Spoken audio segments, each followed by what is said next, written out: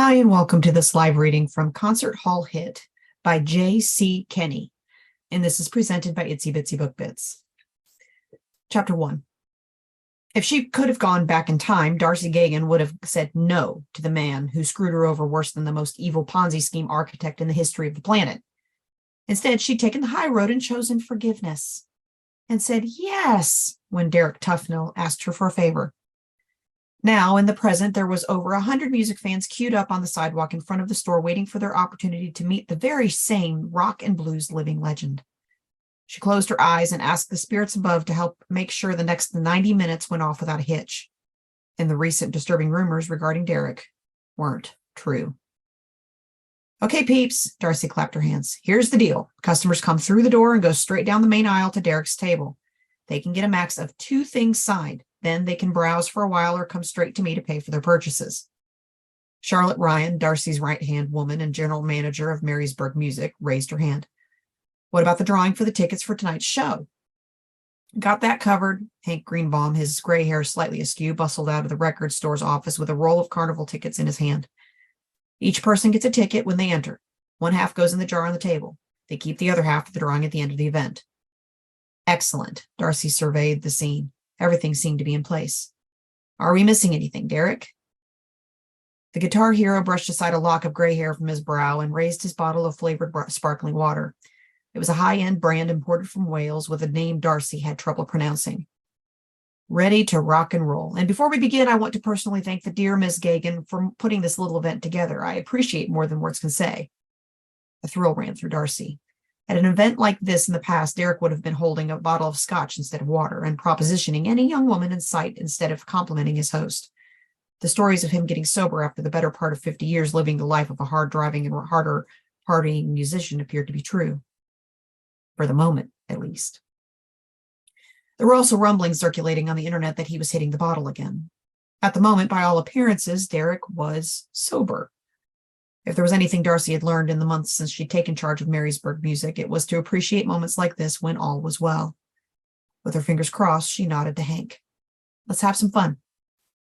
A buzz of excitement coursed through the store as fans streamed through the doorway to meet the man who'd performed on stage during history-making events from Newport Folk Fest to Live Aid to Burning Man. For Darcy, it was a moment of triumph. Derek was a true rock music legend with 5 platinum albums, a dozen gold records, and twice as many awards to his name. He was by far the most famous celebrity Marysburg Music had ever hosted for an event. And he'd personally asked Darcy to make it happen. Her excitement was put on hold when a thin woman slid behind the sales counter into a spot next to her. The woman's short platinum blonde hairstyle made Darcy think of singer Annie Lennox. I have to admit I wasn't sure this was a good idea. I'm happy to be proven wrong. Just goes to show you underestimate Marysburg, Indiana at your peril, Vanessa. Darcy smiled as she took a moment to ring up a purchase by a young man who had been first in line.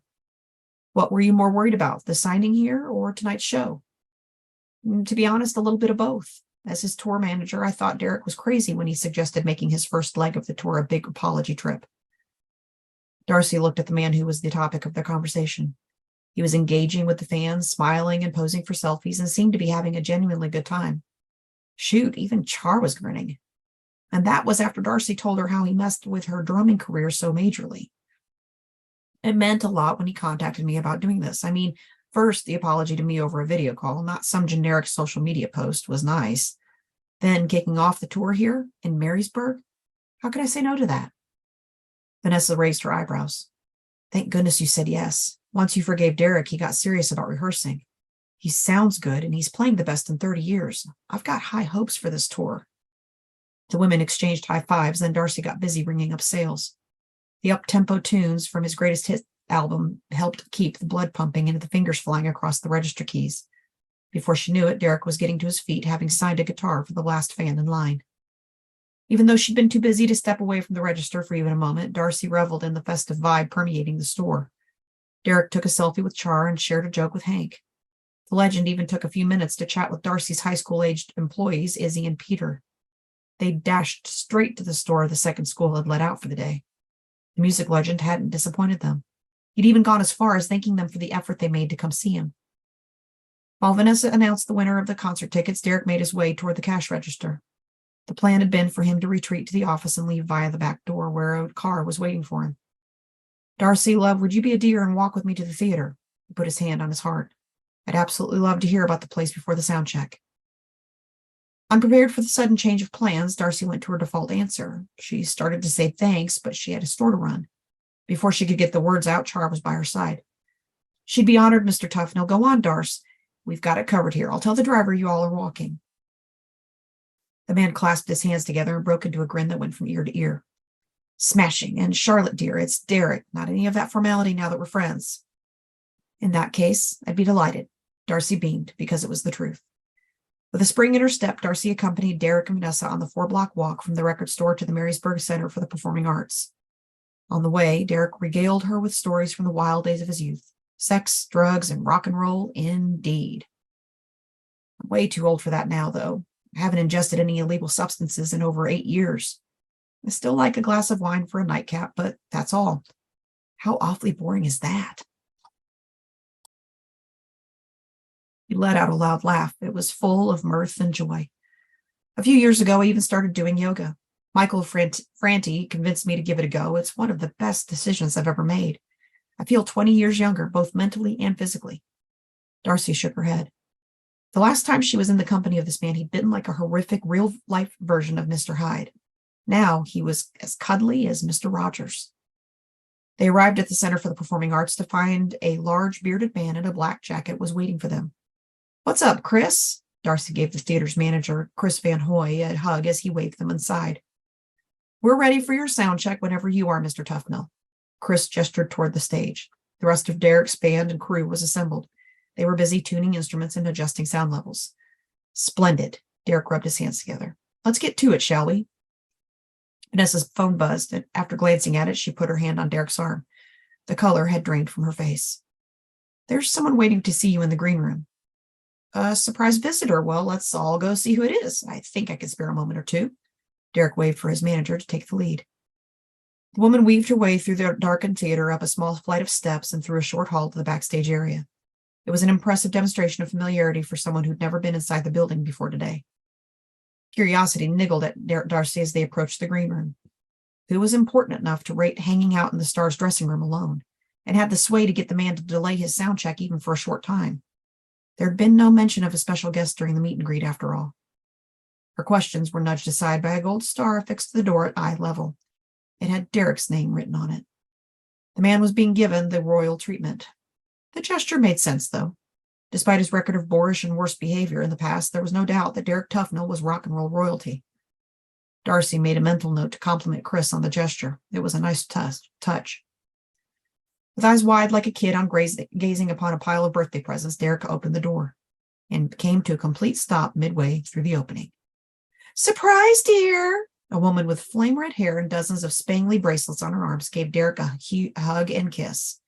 She wore enough black eyeshadow to make Alice Cooper jealous, and her strappy 5-inch stilettos looked like they'd come straight from the wardrobe of one of the Pussycat dolls. Sophia, darling, this is an unexpected surprise. Derek waved Darcy and Vanessa into the dressing room as he grabbed a bottle of his flavored water from a mini fridge next to the makeup desk.